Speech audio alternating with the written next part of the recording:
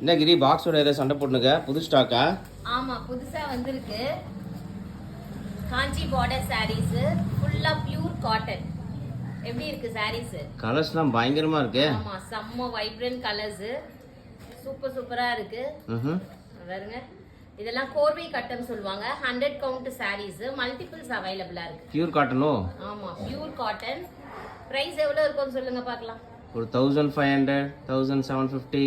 கிடையவே கிடையாது, 950 மட்டும் தான். அதுவும் தமிழ்நாடு ஃப்ரீ ஷிப்பிங்ல வந்துடும். தமிழ்நாடு அண்ட் பாண்டிச்சேரிக்கு. சூப்பரா இருக்கு பாருங்க. பிளவுஸ் இல்ல சாரியில.